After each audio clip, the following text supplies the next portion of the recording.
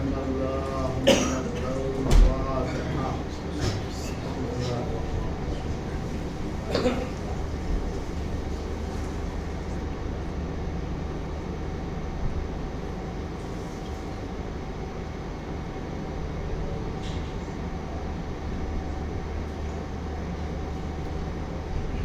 أعوذ بالله السميع العليم من الشيطان اللعين الرجيم. بسم الله الرحمن الرحيم. الحمد لله الذي لا يبلغ بدحته القائل ولا يحصينا ماءه العادون ولا يودي حقه المجتهدون. الذي لا يدركه بعد الهمم ولا يناله غوث الفتن. الذي ليس لصفته حد محدود ولا نعت موجود ولا وقت معدود ولا عدل ممدود.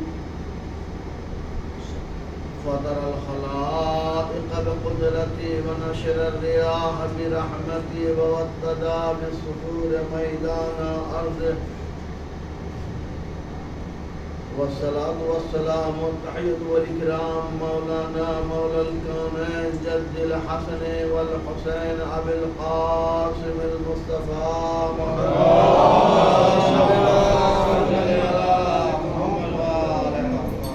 وعلى آله الطيبين الطاهرين المعصومين المظلومين المنتخبين الغر الميامين الذين أذهب الله عنهم الرجس وطهرهم تطهيرا.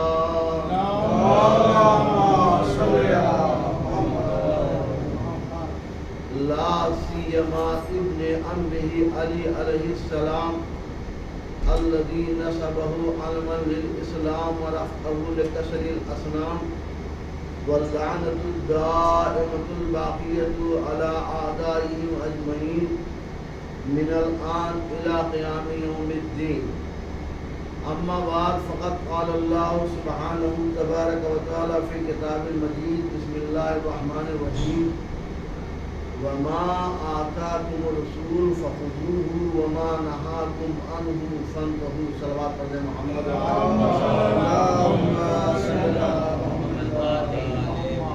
سے بلند آواز میں صلوات پڑھ دیں.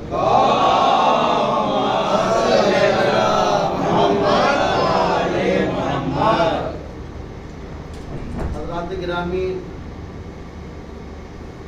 واجب الاحترام، ہمارا معمول ہمیشہ یہی رہا کہ اپنے معروضات کو آپ کے شاداب ذہنوں تک پہنچانے سے پہلے اس فرش ادا کا واسطہ دے کر کے اپنے معبود کی بارگاہ میں ہاتھوں کو بلند کریں اور دعا کریں کہ معبود اس فرش ادا کا واسطہ ہم سب کے گناہوں کو معاف فرما، ہم سب کو نیک عمل کرنے کی توفیق عطا فرما، برائیوں سے بچنے کی توفیق عطا فرما. جہاں بھی مومنین مسلمین شیعان حیدر کرار پریشان حال کی پریشانی کو دور فرما، ان کی جان مال عزت آبرو کے حفاظت فرما. میرے اللہ جو مریض ہیں انہیں بیمار کربلا کے صدقے میں شفاء کامل و عاجل عنایت فرما. جو بے اولاد ہیں انہیں اولاد صالح عنایت فرما. جو بے روزگار ہیں انہیں روزی عنایت فرما. خصوصاً میرے معبود اس مکان پہ بھی اپنی رحمت اور برکت نازل فرما. اور جو اس مجلس میں تعاون کرتے ہیں خواہ کسی بھی حساب سے، چاہے وہ تبرک کے حساب سے یا شرکت کی غرض سے، تو بہرحال میرے معبود ان کی اس عمل کو قبول فرما، ان کے رزق میں برکت عطا فرما، ان کو صحت و سلامتی عطا فرما.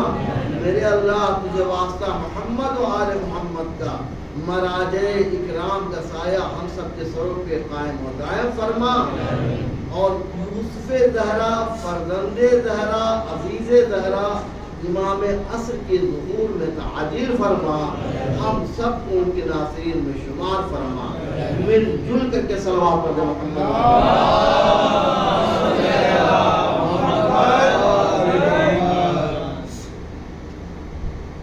آج چوتھی مجلس ہے اور 3 مجلسوں میں ہم نے آپ سے جو بھی گزارش کی وہ یہ کہ صرف کربلا پڑھنا اور سننا کمال نہیں ہے، کربلا کو سمجھنا ضروری ہے۔ اگر ہم سمجھ کر کے کربلا پڑھیں گے، سنیں گے تو اس کا اثر کچھ اور ہوگا۔ کسی معصوم نے کہا کہ اگر زندگی میں ایک بار کربلا سمجھ کے سن لے تو اس کی زندگی میں نکھار آ جائے، اس کا انداز، اس کا معاشرے میں رہنے اور اٹھنے کا طریقہ سب بدل جائے گا۔ پھر وہ اپنا کسی کو دشمن نہیں سمجھے گا سوائے دشمن اہل بیت، ہر حسینی کو وہ اپنا سمجھے گا۔ حسین نے جو پیغام دیا ہے اس پیغام کو اپنائے گا۔ میں پھر کہہ رہا ہوں یہ مخصوص شیعوں کے لیے نہیں ہے۔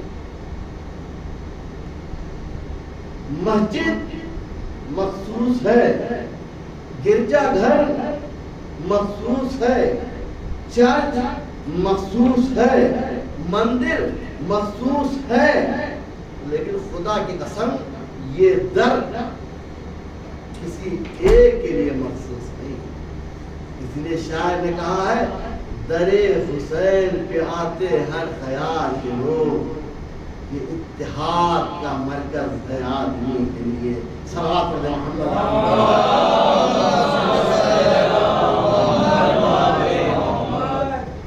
تو یہاں پر طرح طرح کے لوگ آتے ہیں اور یہ کیوں نہ ہو؟ اس لیے کہ حسین نے بھی جو گلدستہ سجایا ہے نا،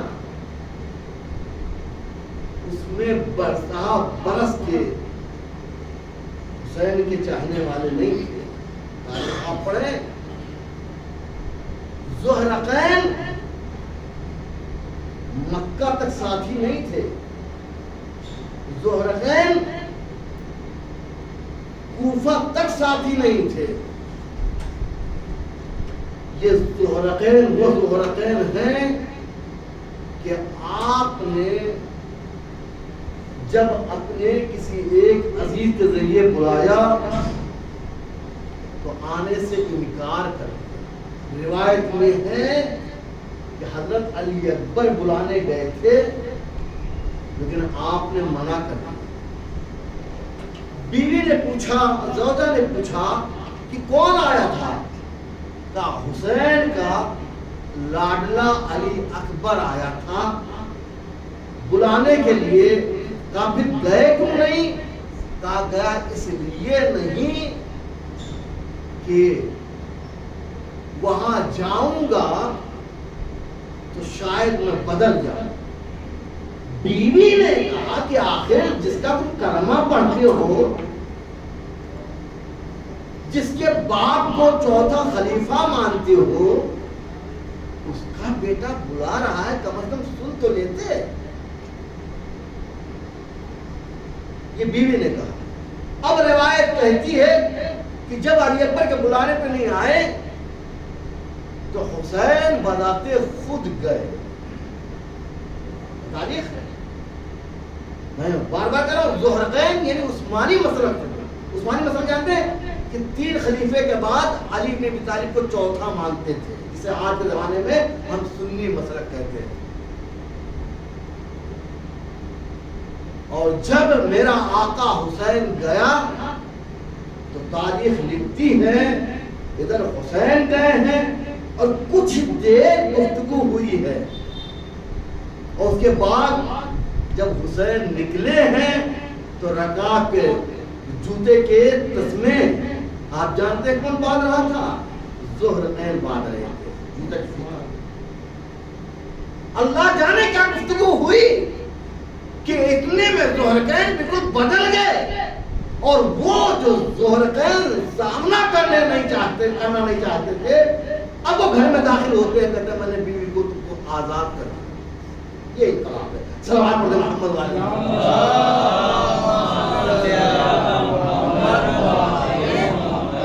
صرف ہم آپ تمہیدی طور پر بات کر رہا ہوں کہ دیکھیں آپ کچھ دیر پہلے ذوالقرنین کیا تھے، بدل دیا اس نے. وہب قلبی نصرانی تھے، عیسائی مسلک تھے، لیکن جب دیکھا کہ نبی کا نواسا تخت صحرا میں خیمہ لگا رہا ہے، یہ کر رہا ہے، تو جاننا چاہا کہ آخر شادی کر کے واپس آ رہے تھے، جاننا چاہا کہ آخر نبی کا نواسا تخت صحرا میں بار بار خیمہ کہیں لگاتا ہے، اٹھاتا ہے، کیا معاملہ ہے. اور جب نزدیک گئے وہب قلبی ایسے بدلے کہ پھر واپس جانے کا نام نہیں لیا، حسین پر قربان ہو گیا. صلوات پڑھیں محمد والے.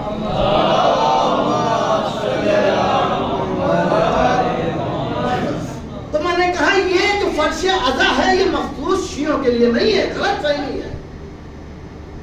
اس فرش عزا پر جو بیٹھ گیا اور لطف حسین کا ہو گیا تو کمال پا جائے گا. صلوات پڑھیں محمد والے.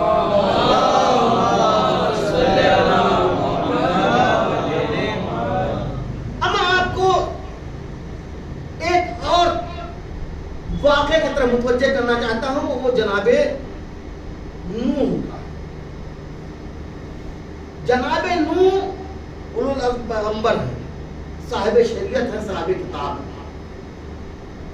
انہوں نے کشتی بنائی ہے ایسے ماحول میں، ایسے حالات میں جبکہ پانی کا نام و نشان نہیں تھا. کشتی جب بن کے تیار ہوئی تو اب جناب نوح دعوت دے رہے ہیں، کشتی پر سوار ہو جاؤ، کشتی پر سوار ہو جاؤ، کشتی پر سوار ہو جاؤ. یہ بھی اعلان کر رہے ہیں آج پناہ کہیں ملے گی نہیں، پناہ ملے گی تو اسی کشتی پر. جو اس پر سوار ہوگا وہی فلاح پائے گا، وہی نجات پائے گا، وہی کامیاب ہوگا. جو سمجھدار تھے وہ بہرحال کشتی پر سوار ہو گئے، لیکن نوح کا بیٹا کشتی پر سوار نہیں ہوا. کشتی پر سوار نہیں ہوا. اس نے کیا کہا اپنے باپ سے کہ میں جا کر کے پہاڑ پہ پناہ لے لوں گا. بہت طویل قامت تھا، بہت لمبا تھا. اس نے کہا میں جا کے پہاڑ پر پناہ لے لوں گا. روایت میں ہے کہ نوح نے کہا بیٹا آج پہاڑ پہ بھی پناہ نہیں ملنے والی ہے، پناہ ملے گی تو اس کشتی پر. بہت توجہ، سوار ہو جا. ایک بار کہا، دو بار کہا، تین بار. اس کے بعد خدا نے آواز دی نوح آپ نے حجت تمام کی، بیٹا آپ کا ہے، لیکن آواز دیا لیس من اہلک، یہ اس کشتی میں بیٹھنے کا اہل نہیں ہے. صلوات پڑھیں محمد والے.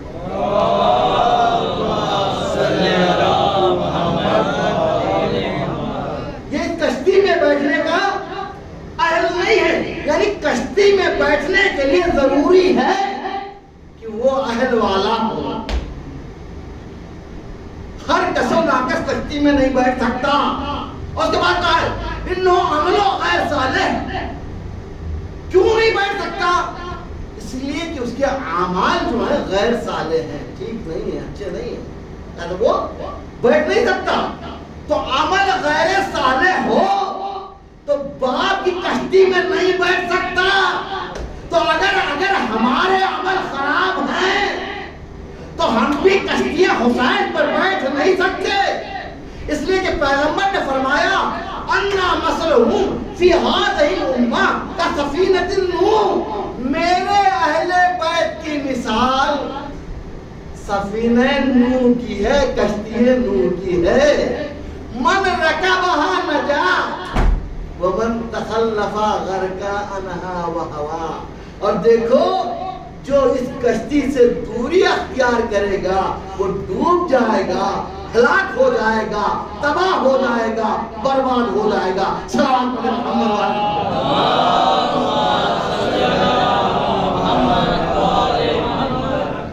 غور کریں، کشتی نوح پر جو سوار ہوا اس کا آپ نے نتیجہ دیکھا کہ وہ فلاح پا گیا، لیکن بیٹا تھا اس نے جا کے پہاڑ پہ پناہ لیا، پہاڑ پہ پناہ لے لیا. بیٹا ہے، ایک درد ہوتا ہے، باپ دیکھ رہا ہے بیٹا آج کہیں پناہ نہیں ملنے والی، آج کہیں پناہ نہیں ملنے والی.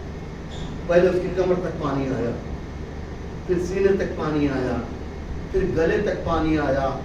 باپ نے کہا میں نے کہا تھا نہیں کہ پناہ نہیں ملے گی، پناہ اسی کو ملے گی جو کشتی پر سوار ہو. بیٹا تھا نبی کا، کہہ رہا بابا ہمیں بھی یہ یقین ہو چکا ہے کہ اب ہم ڈوب جائیں گے، ہلاک ہو جائیں گے، تباہ ہو جائیں گے، برباد ہو جائیں گے، لیکن ایک ضد ہو چکی ہے، ڈوب جانا گوارا ہے لیکن کشتی پہ سوار ہونا گوارا نہیں ہے. بس ایسے آج کے مسلمانوں کو بھی اس بات کا یقین ہو گیا ہے کہ حسین کی کشتی پہ سوار ہوں گے تو نجات ملے گی، اگر اس سے دوری اختیار کریں گے تو ڈوب جائیں گے، ہلاک ہو جائیں گے. صلوات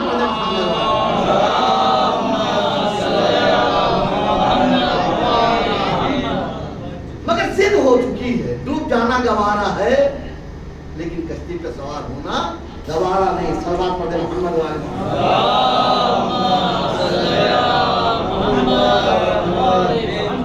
تو ذہن کو بیدار کرنے کے لیے کہ ہم نے کہا جو رسول دے اسے لو اور جس سے منع کریں اس سے رک جاؤ، یہی دین ہے، یہی اسلام ہے. اب جب ہم اسلام کو پڑھتے ہیں اس رسول نے کہا اسلام کی بنیاد،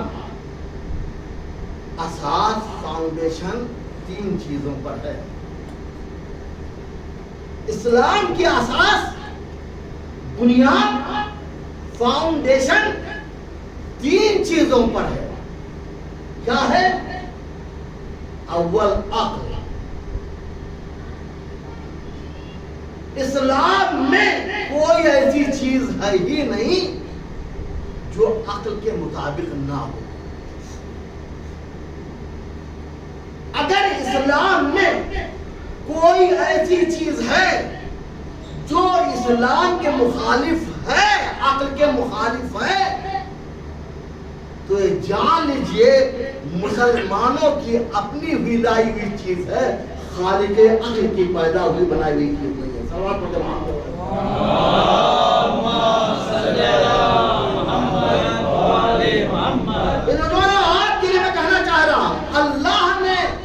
اسلام کی بنیاد 3 چیزوں پر رکھی ہے، عقل اور دوسرے علم، نالج. علم فاؤنڈیشن ہے. علم سے اگر دور ہے اسلام میں رہ کر کے تو اس کا مطلب یہ ہے کہ وہ مسلمان نہیں. تیسرے اخلاق و آداب. یہ 3 چیزیں بہت اہم ہیں، عقل، علم اور اخلاق و ادب. یہ بہت ضروری اور اہم ہے. اب میں آپ کے سامنے ایک بات کہنا چاہ رہا ہوں. عقل، اللہ نے، امام نے، رسول نے کہا کہ دیکھو ہم نے عقل کو بہت اہمیت دی ہے. جب بھی کوئی اسلام میں چیز دیکھو تو پہلے عقل کے اس پر ترازو پر تولو. اگر وہ ریزن اور عقل کے مطابق ہے تو سمجھ لیجیے کہ وہ اللہ کا قانون ہے، اسلام کا قانون ہے، ورنہ مسلمانوں کی ٹوپی بنائی گئی ہو کر رہے، یعنی عقل بہت اہمیت کا حامل ہے۔ اب کیا کیا جائے کہ صرف فقہ جعفری میں عقل کو اہمیت دی گئی، دوسرے یہاں عقل کو ایک طرف بٹھا دیا، اور نہیں وہی دین وہی اسلام انہوں نے لے لیا۔ میرے عزیزوں میرے دوستوں، امام فرماتے ہیں العقل ما عبد به الرحمن، عقل وہ ہے جو جھوٹ بولنا نہ سکھائے، حق مارنا نہ سکھائے، دوسروں کے حقوق کو چھین لینا نہ سکھائے۔ عقل وہ ہے جو اللہ سے آپ کو قریب کر دے، کہنا چاہتا ہوں عقل وہ ہے جو آپ کو اللہ سے قریب کر دے، اسے عقل کہتے ہیں۔ اب مجھے کہنے دیے، میں کہہ رہا ہوں بار بار، کس کو نوجوان توجہ کریں گے، جو اللہ سے قریب کرے اسے عقل کہتے ہیں، اور جو اللہ اور ایمان سے دور کرے اسے بے عقلی کہتے ہیں۔ اب ہم سب اپنے معاشرے میں دیکھیں، غور کریں، جو جتنا اللہ سے قریب ہے اتنا ہی عقل والا ہے، اور جو جتنا اللہ رسول سے دور ہے وہ اتنا ہی بے عقلا ہے۔ صلوات پڑھ دیں محمد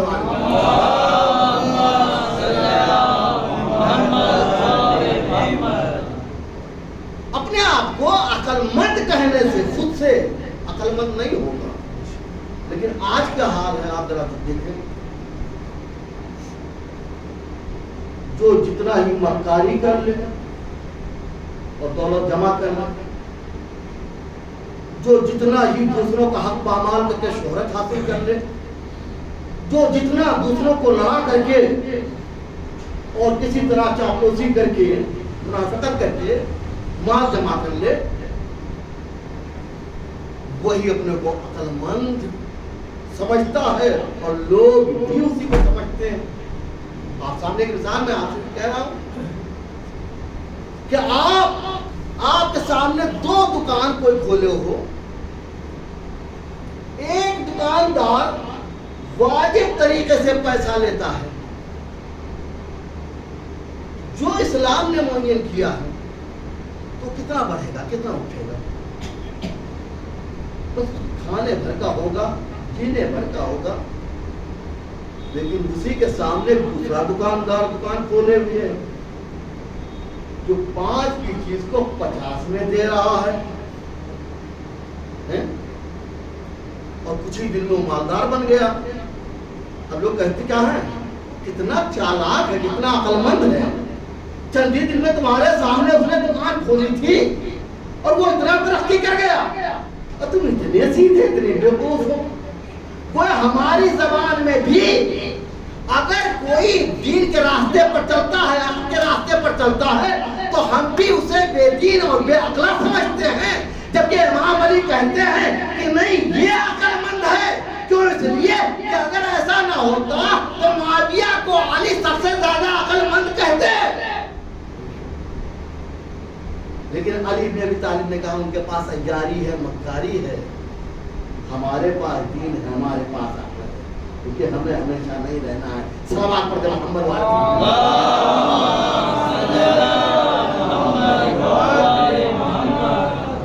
اب آپ کے سامنے میں کچھ باتیں کرنا چاہ رہا ہوں، وہ آپ سمجھنے کی کوشش کریں کہ دیکھیں بے عقلی کی نشانی کہ جو چیز اچھی لگی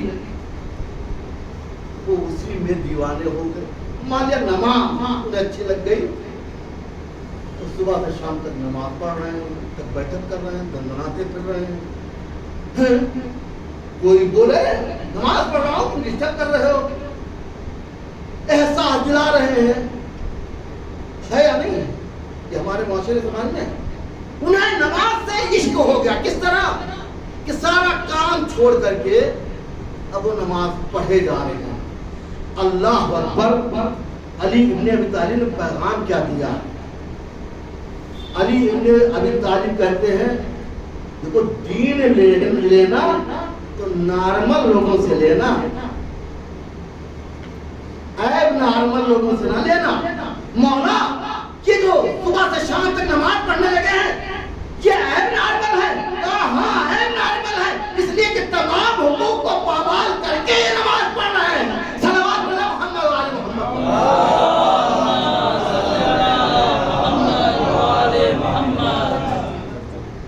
اپنے نوجوانوں کو بیدار کرنے کے لیے ایسے ہی کوفہ کی مسجد سجی ہوئی ہے، اور بہت سارے ایسے زاہد ہیں جو صبح سے شام تک نماز پڑھ رہے ہیں۔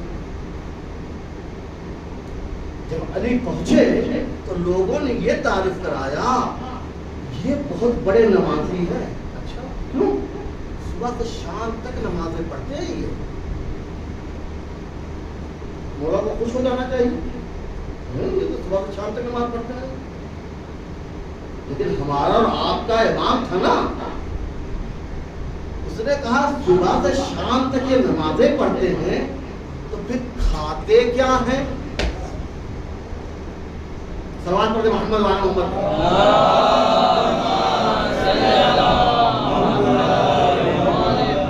اور آگے آگے بھائی آ جائیے ذرا، صلوات پڑھتے محمد وعلی محمد۔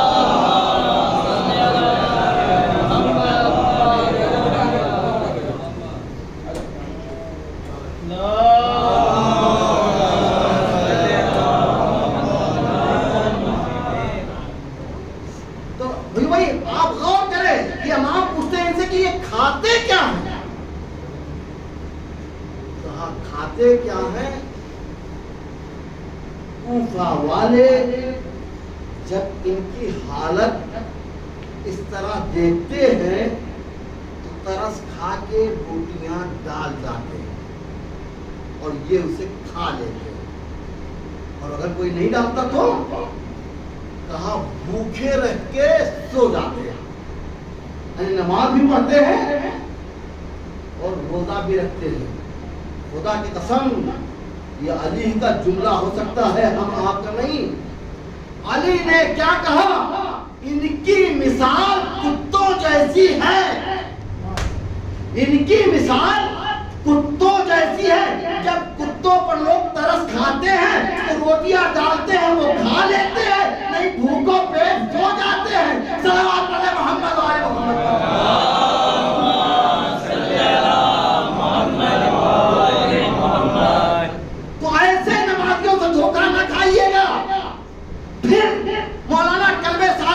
اللہ انہیں طریق رحمت کرے، میں ان سے یہ قرض لے رہا ہوں۔ وہ واقعہ بیان کرتے ہیں کہ میرے ساتھ ایک معمم عالم دین امامہ لگائے ہوئے اور بامبے گئے، کوئی ادارہ یا کوئی کار خیر کا کام کر رہے تھے تو انہیں چندہ چاہیے، تو وہ یہ کہتے ہیں کہ خوجہ لوگ ماشاءاللہ بہت بھروسہ کرتے ہیں عالموں پر، تو گئے تھے چندہ لینے کی غرض سے، تو ساتھ میں بہرحال ان کا رہنا ہوا، تو کہہ رہے ہیں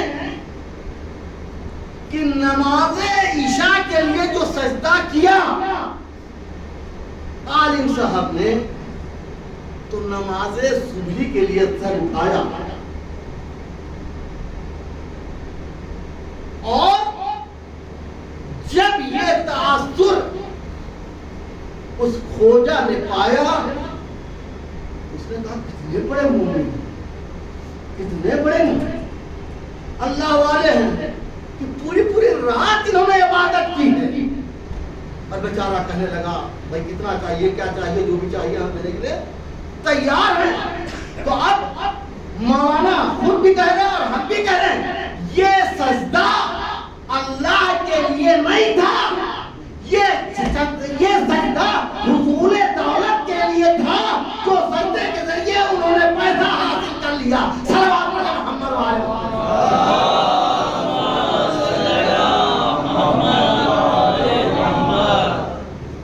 تو دھوکہ ہمارے ہاں یہی ہو جاتا ہے، ہمارے درمیان کچھ ایسے لوگ بیٹھتے ہیں کہ آپ نے کھانا سجا کے لگایا، تو اس میں پانی ڈال کے نہیں، اس کو بدمزہ کر لیں تاکہ اس کا مزہ نہ ملے. کیوں بھائی؟ کیا اس لیے تاکہ ہمارا زہد کا اندازہ لوگوں کو ہو جائے.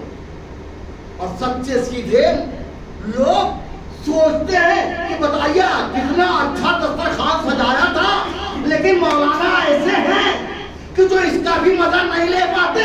لیکن قسم سے یہ جوہلا پتوسر انداز ہو سکتا ہے، لیکن چونکہ عقل سے یہ بات میں نہیں کھا رہی، کیوں؟ اس لیے کہ اللہ نعمت دے رہا ہے، یہ کفران نعمت کیا جا رہا ہے. صلوات پڑھیں محمد والے محمد.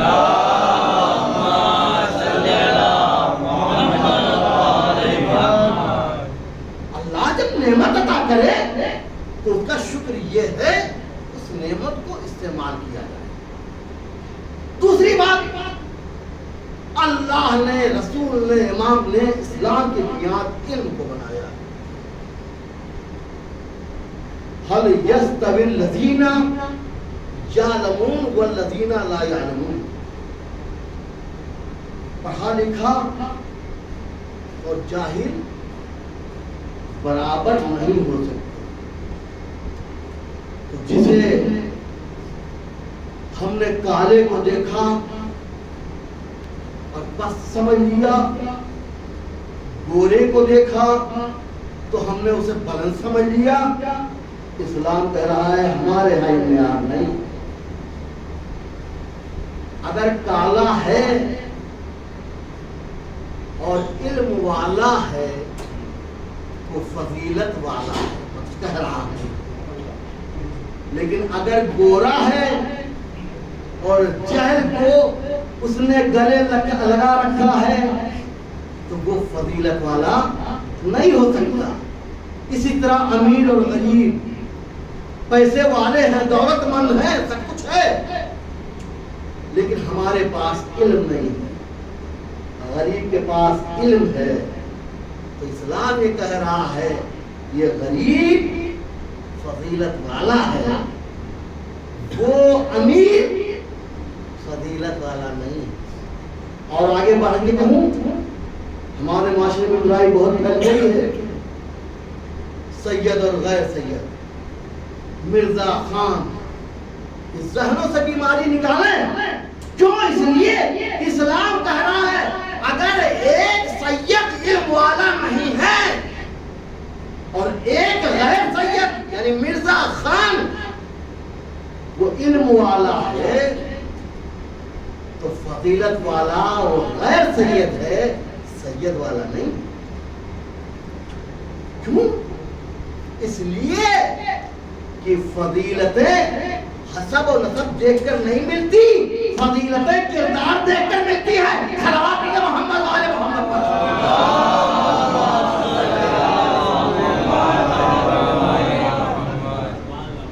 فضیلتیں حسب و نسب دیکھ کر نہیں ملتی، فضیلتیں کردار دیکھ کر ملتی ہیں. اور اگر ایسا نہ ہوتا تو رسول نے بلال حبشی کو اول بار مؤذن نہ بنایا ہوتا. لوگوں کی ناک ہمیں پہنچ چڑھی، ارے آپ نے کسے بنا دیا؟ حبش کا رہنے والا سیاہ فام کالا. لیکن پہلے ہی دن رسول نے اس غلط فہمی کو ختم کر دیا. بلال کو مؤذن بنا کر بتایا دیکھو خدا اسے دوست رکھتا ہے، رسول اسے دوست رکھتا ہے جو کردار والا ہوتا ہے. صلوات پڑھیں محمد والے محمد.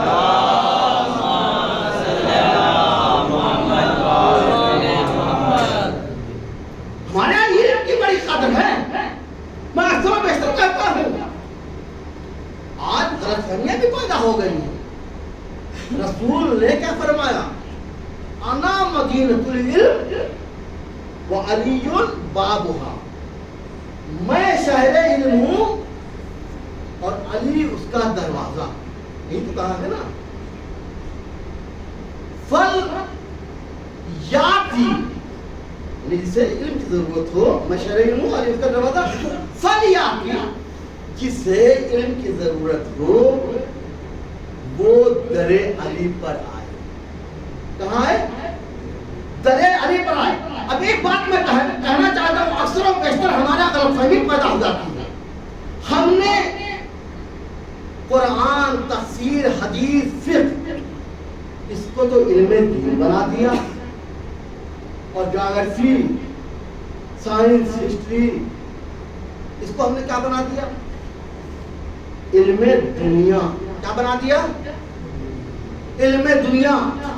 جبکہ واقعی میں کہہ رہا ہوں یہ ہماری اور آپ کی تقسیم کردہ ہے. صحیح معنی میں آپ جان لیں یہ جو رسول نے فرمایا تھا انا مدینۃ العلم وہ علی بابا، میں شہر علم ہوں. تو شہر میں ایک علم نہیں ملتا.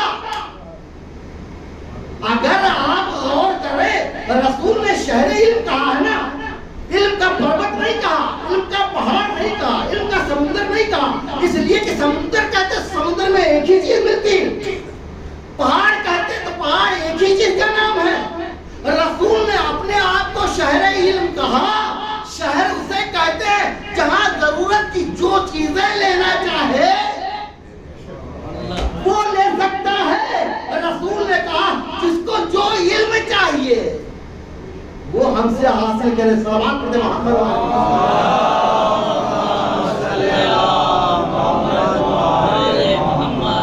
تو تقسیم کہیں نہ کہیں ہم نے غلط کیا ہے. اب مجھے کہنے دیجیے اس نمبر سے کہ جو علم لوگوں کے لیے ہو، جو علم لوگوں کو فائدہ پہنچانے کے لیے ہو، چاہے وہ سائنس ہو یا علم قرآن ہو، وہ علم دین ہے. جو علم ہے جس سے ہم لوگوں کو فائدہ پہنچائیں وہ علم دین ہے.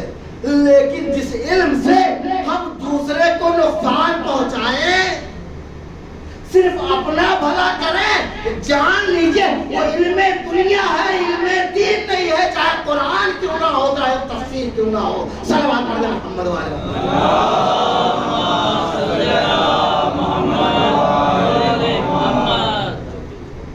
تو ہمارے یہاں بغیر علم کے اگر عمل ہے تو یہ ایسے ہی ہے کہ ہمیں چاہیے کہ ہم کتاب کو پڑھیں. ہمارے یہاں بنیادی کتابیں جو ہے اصول کافی ہے. اس کو جب آپ پڑھیں گے اور عقل و جہل کی جب بات آتی ہے اس میں عجیب مرحلہ ہے. اللہ وہ خدا عقل کو مخاطب کر کے کہتا ہے کہ دیکھو ہمیں کثرت عمل نہیں چاہیے،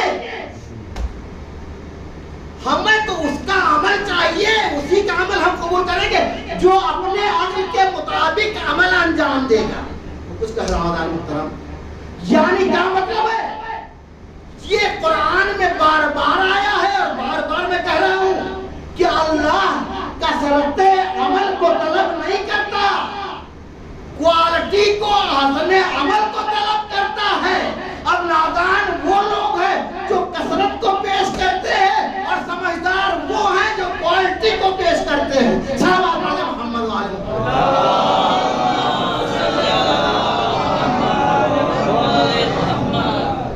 اور اگر آپ ہمارے ساتھ اب تک چلے ہیں تو ذرا سا بات تلخ ہے لیکن ہضم کر لیجئے گا کہ چاہے عزاداری ہو، چاہے مجلس ہو، چاہے نماز ہو، چاہے روزہ ہو، اس کی کوالٹی بہتر بنائیں. کچھ کہنا چاہ رہا ہوں اپنے نوجوانوں سے، اس کی کوالٹی بہتر بنائیں، احسن عمل بنائیں، کثرت نہ بنائیں. آپ ایک گھر میں 3 10 نہ ہوا کریں لیکن واقعا اگر بیداری کے ساتھ آپ سینے پہ یا حسین مار رہے ہیں تو یہ اللہ بھی قبول کرے گا اور یہ امام بھی قبول کریں گے. لیکن اگر آپ کی آنکھوں میں آنسو، آپ کی آنکھوں میں نیند ہے اور زبردستی یا حسین کہہ رہے ہیں اور اس بات کا بھی احساس ہے گھر میں بچے بھوکے ہیں تو پھر مجھے کہنے دیجیے آپ کثرت پہ جا رہے ہیں، کوالٹی پہ نہیں جا رہے ہیں. صلوات پڑھتے محمد وعلیہ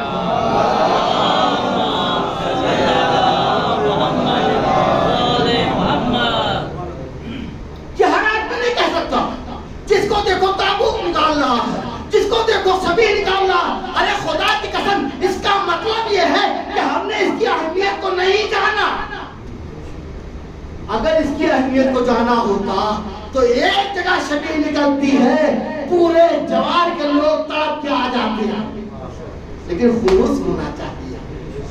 لیکن جب ہر گھر میں نکلنے لگے گی تو لوگ اپنے گھر کے نہیں نکل پاتے. صلوات پڑھنے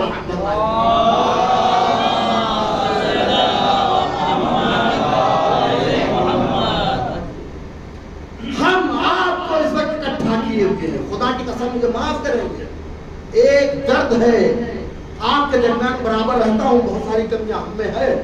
ہم کسی کو کبھی بھی نشانہ نہیں بناتے اس منبر کی قسم، زہرا کی قسم، لیکن پیغام ضرور پہنچانا چاہتا ہوں. اسی معاشرے میں رہ رہا ہوں، اسی سماج میں رہ رہا ہوں. آج ہماری مجلسوں کی حالت کیا ہوگی؟ مجلسوں میں نوجوان شریک نہیں ہو رہے ہیں. الحمدللہ یہاں یہ چیزیں پاک ہیں، لیکن جو میں کہہ رہا ہوں جہاں رہتا ہوں اور جگہ دیکھتا ہوں، نوجوان مجلسوں میں نہیں آ رہا ہے، انتظار کر رہا ہے کب یا حسین ہو اور کب ہم ماتم کرنے جائیں. ماتم جاتے ہیں سینے پہ ہاتھ مارنا ایک درد کی نشانی ہے، ایک غم کی نشانی ہے. یہ ہماری منافقت نہیں ہے کہ ہم سینے پہ ہاتھ بھی مار رہے ہیں اور دانت بھی نکال رہے ہیں. کہنا چاہتا ہوں خدا کی قسم یہ بدلاؤ کب آئے گا؟ جب تک کہ معرفت حسین حاصل نہیں ہوگا. اگر حسین حسین کے نام سے آپ سینے پہ ہاتھ مار رہے ہیں تو آپ کے چہرے سے بھی اظہار مصیبت ہونا چاہیے. صلوات محمد علیہ وسلم.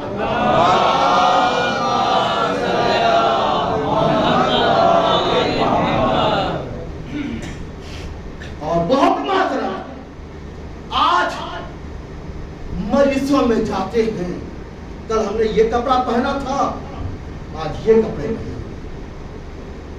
یہ مجلس سوگواری کی علامت ہے یا نمائش کی علامت ہے؟ میں تو کہنا چاہ رہا ہوں.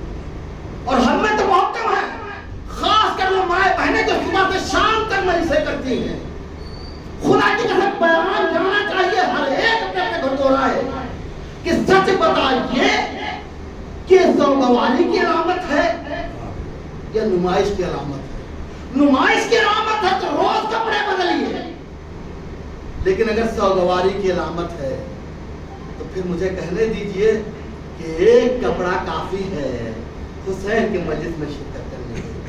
وہ اس سے سکھاؤ اور پھر پہنو. اور یہ آپ کو میں نہیں کہہ سکتا میرے پاس کبائیں بہت ہیں، لیکن یہی کبا پہن کر کے 10 دن میں مجلس پڑھوں گا، داڑھی پہ ہاتھ نہیں لگاؤں گا. کیوں؟ اس لیے کہ میرے مولا حسین کی شہادت کی تاریخ ہے اور اس میں ہم سجے اور سوئے.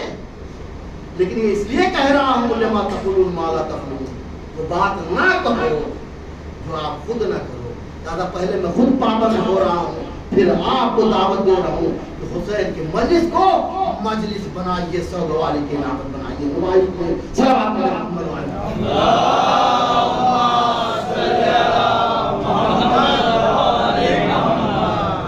کل ہمارے ایک کسی نے سوال کیا کہ ہجرت کب سے؟ میں جواب دینا چاہ رہا تھا لیکن بات رہ گئی. مولا علی کا پیدا ہوئے 13 رجب 30 عام الفیل. کتنے؟ 30 عام الفیل. یعنی جب تک ہجرت شروع نہیں ہوئی تھی اس وقت وہ سال کا نام عام الفیل تھا. اور عام الفیل کب سے ہے آپ کو میں بتاتا کروں. عام الفیل ہاتھیوں والا سال جب ابرہہ بادشاہ حملہ کرنے آیا تھا. کہاں؟ کعبے پر. کعبے کو ڈھانے آیا تھا، تب سے عام الفیل شروع ہوا تھا. عام مطلب سال، فیل مطلب ہاتھیوں کا سال. سمجھ میں آتا ہے؟ بدلا کب؟ جب رسول نے ہجرت کیا تو وہ ہجری بن گیا. غور کر رہے ہیں؟ تو دو چیز سمجھ میں آ جانی چاہیے. ایک عام الفیل تھا، علی ابن ابی طالب جب پیدا ہوئے ہیں تو 30 عام الفیل یعنی، اور اسی سال جس سال یہ عام الفیل شروع ہوا ہے اس کے 4-5 10 دن بعد یا کچھ لوگ کہتے ہیں 2-4 مہینے بعد رسول اللہ کی ولادت ہوئی. تو مولا علی اور رسول میں چھٹائی بڑھائی کتنا 30 سال. یہ بات واضح ہو گئی. کل میں نے یہ بات کہی آپ سے کہ پیغمبر نے کہا علی تم ہمارے بستر پر سو جاؤ. موت بستر پر ہے لیکن تم ہمارے بستر پر سو جاؤ. میرے عزیزوں غور کریں, کیا سونا اور جاگنا انسان کے بس میں ہے؟ نیند آتی ہے تو فارغ میں بھی آ جائے اور نہیں آتی ہے تو لال ہم دوا بھی کھائیں. یہ تو عادی حالات کی بات کر رہے ہیں. اور جہاں کڑکتی تلوار ہو ایسے اس میں اگر کسی کو سونے کے لیے کہا جائے تو چاہ کر کے بھی نہیں سو سکتا. یہ وہی سو سکتا ہے جو رسول پر اعتماد رکھتا کہ رسول نے کہا سو جاؤ. تو اب علی کہتے ہیں ایسی نیند آئی کس سے پہلے کبھی نہیں آئی تھی. کیوں؟ اس لیے کہ رسول نے کہا ہے اور رسول نے سونے کے لیے کہا ہے اور تمام کے تمام امانتیں واپس کرنے کی بھی ذمہ داری دی ہے. تو ظاہر ہے سو کے جو اٹھے گا وہی امانت واپس کرے گا. اس کا مطلب رسول نے ہماری زندگی کی ضمانت بھی لے رکھی ہے. صلوات پڑھیں محمد والے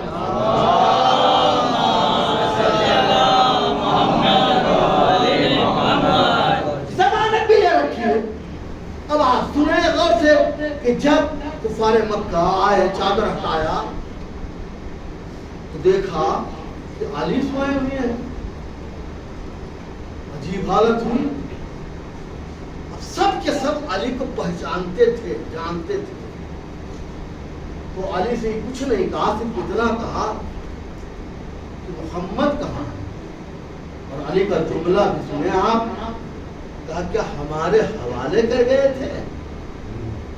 40 قبیلے کے لوگ تھے, چاہتے تو علی کو قتل کر دیتے, لیکن علی نے کہا کہ تم ہمارے حوالے کر گئے تھے. تاریخ نے کہیں یہ نہیں لکھا کہ کسی نے علی سے بدزبانی کی ہو. سب چلے گیا ابو جہل. وہاں میٹنگ ہو رہی ہے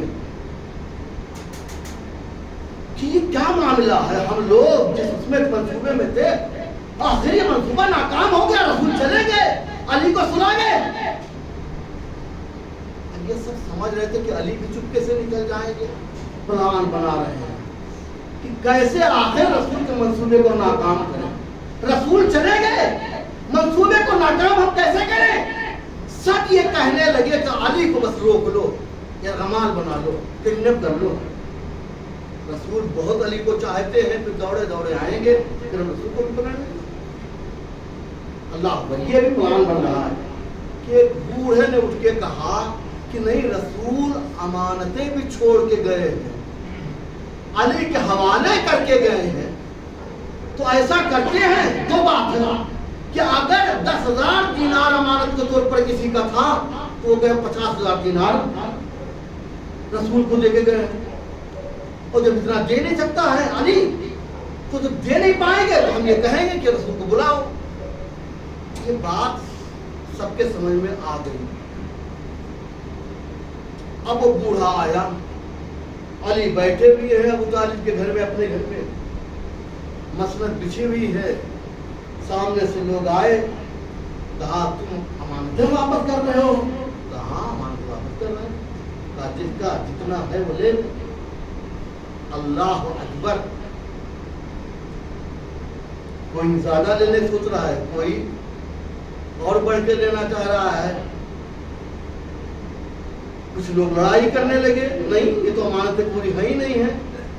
ایک بار علی اٹھے, اٹھنے بعد کہتے ہیں جس کا جتنا ہے وہ لے لے, اور نہیں یہ امانتیں بتائیں گی کہ ہم کس کے ہیں. جیسے ہی یہ کہا ویسے کفار اپنی اپنی امانتیں لے کے بھاگے. کیوں؟ اس لیے کہ ان کی امانتیں تو تھی نہیں.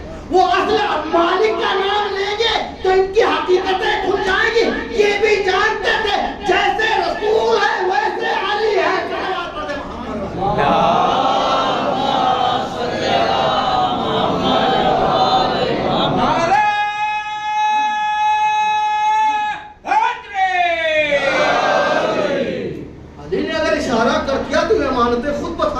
مالک کون ہے، تو ہماری تو حقیقت کھل جائے گی.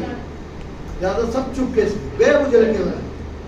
اور جانے بات کہتے ہیں کہ نہیں تم نے کہا تھا نا کہ علی ہے، تو واقعی علی نے ہمارے منصوبے کو ناکام بنا دیا. سنے میرے عزیزوں، اب ابو جہل کہتا ہے کہ ہم علی کو جانے ہی نہ دیں، سب گھیر لیں اور اسے یہ کہیں کہ جب تک رسول نہیں آئیں گے تب تک تم جا نہیں سکتے ہو، اور قتل کر دیا جائے گا. 40 قبیلوں میں کسی کا نام بھی نہیں آئے گا کہ بنی ہاشم اس کے دشمن نہ آئے. اللہ اکبر. یہ سب تلوار نکالے ہوئے چمکاتے ہوئے آئے. علی ادھر سے نکلے، علی کے ساتھ بنی ہاشم کی خواتین بھی ہیں.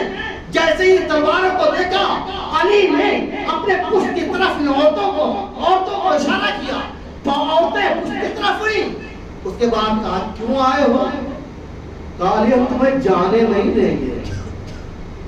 علی تمہیں ہم جانے نہیں دیں گے، تم رسول کو بلاؤ گے تو جاؤ گے. اللہ اکبر. علی کی تاریخی جملہ سنیے کہ اگر کسی نے میرے راہ میں رکاوٹ ڈالنے کی کوشش کی تو اس کا سر تن پہ باقی نہیں رہے گا. اور مکے میں اتنی بیوہ ہوگی کہ ان پر کوئی چادر ڈالنے والا نہیں ہوگا. اور پھر ایک جملہ کہا وہ ہاتھ اس وقت ہمارے پاس نہیں ہے، وہ ذات نہیں ہے جو ہمارے ہاتھ کو روک لیا کرتی تھی، وہ رسول اس وقت نہیں ہے.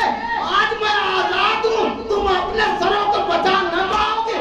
جیسے ہی علی نے اس طرح کہا لوگ کائی کی طرح پھٹے. اب علی بتانا چاہ رہے کہ ایک اکیلا علی لاکھوں پر بھاری. صلوات پڑھ دیں محمد علیہ وسلم.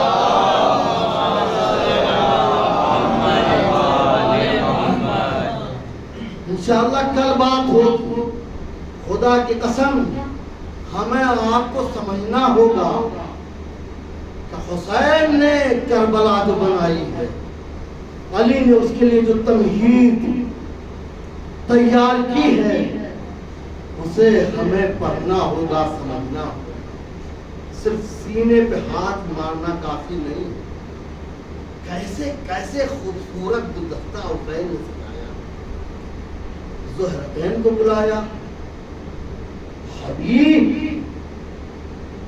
بچپنے کے دوست ہیں ان کو بلایا، وہب قلبی کو لے لیا. اس طرح یہ گلدستہ سجا ہوا. روایت میں ہے کہ فوج پہ فوج آ رہی تھی. علی کی بیٹی بار بار عباس سے پوچھتی تھی بھیا یہ کس کا لشکر آیا ہے؟ کبھی کہا جاتا خولی کا لشکر آیا ہے، کبھی کہا جاتا شمر کا لشکر آیا ہے، کبھی کہا جاتا عمر سعد کا لشکر آیا ہے. زینب بنت علی اپنے بھائی حسین کے پاس آئی، آ کے کہتی بھیا کیا آپ کا کوئی نہیں ہے جسے آپ بھی بلا لیں؟ حسین نے کہا کیوں نہیں بہن زینب، ارے میں خط لکھتا ہوں. خط لکھا الى رجل فقیر حبیب ابن مظاہر من الحسین الغریب. یہ خط حسین ابن غریب کی طرف، حبیب ابن مظاہر رجل فقیر کی طرف ہے. خط لکھا، زینب کو سنایا کہ میں نے اپنے بچپنے کے دوست کو خط لکھ دیا. اللہ اکبر. زینب بنت علی کہتی ہے بھیا اتنا اور میری طرف سے بڑھا دو کہ حبیب اگر آنا تو جلدی آنا، کہیں فاطمہ کا چمن اجڑ نہ جائے. اگر عمر اللہ خدا کوئی غم نہ دے سوائے ہمیں سید الشہداء. خط قاصد لے کر کوفہ آیا. حبیب کہ گھر دسترخوان سجا ہوا ہے، بیوی زوجہ نے ان کے پسند کا کھانا بنایا ہے. حبیب دسترخوان پر بیٹھے کہ اتنے میں دروازے پر دستور باب ہوتا ہے. مانا تو کون ہے؟ کہا انا فرید الحسین، میں حسین کا قاصد ہوں. ارے حبیب تڑپ گئے. دروازہ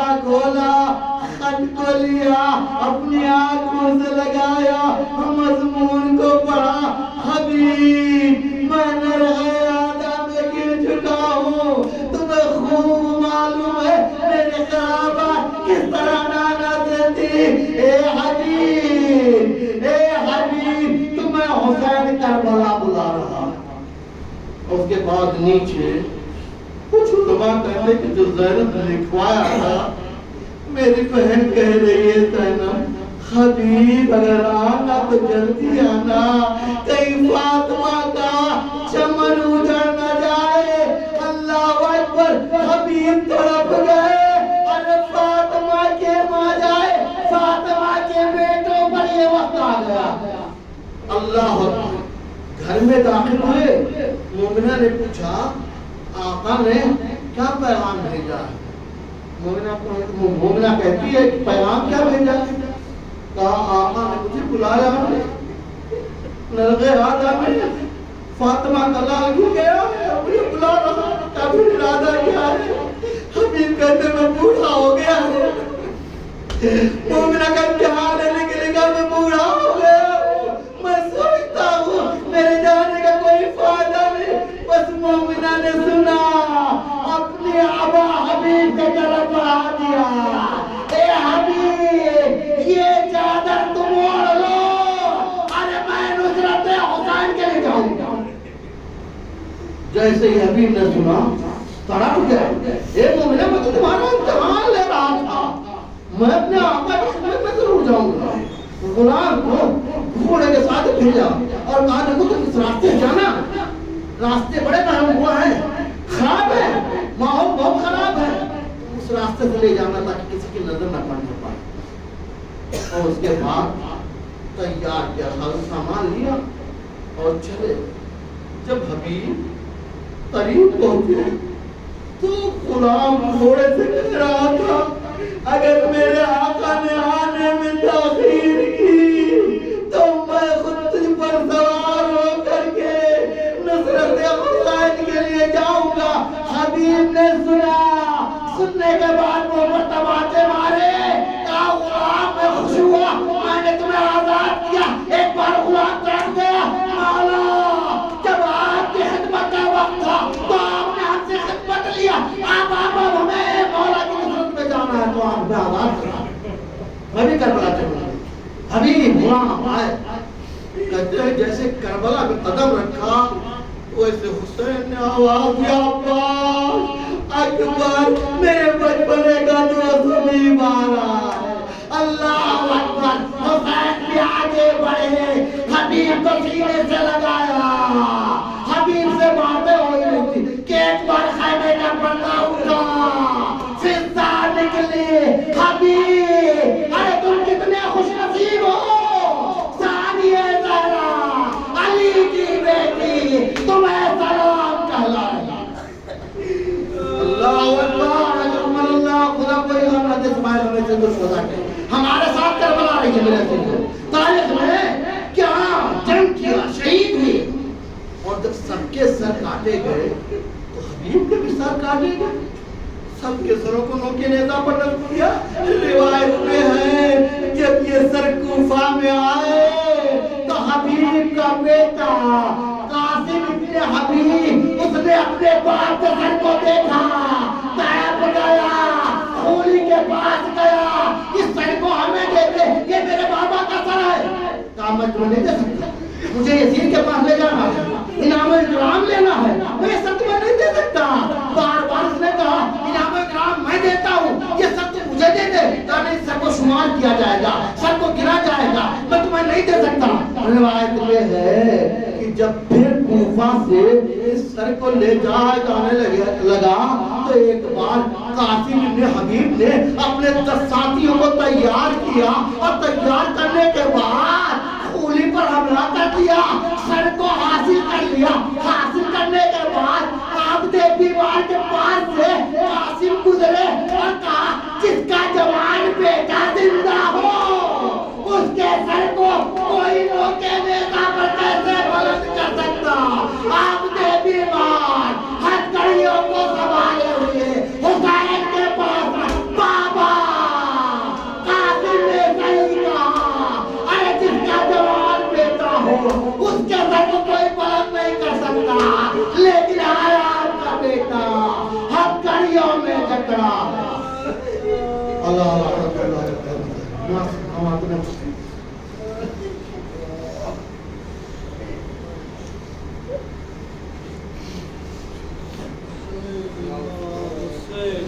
اللہ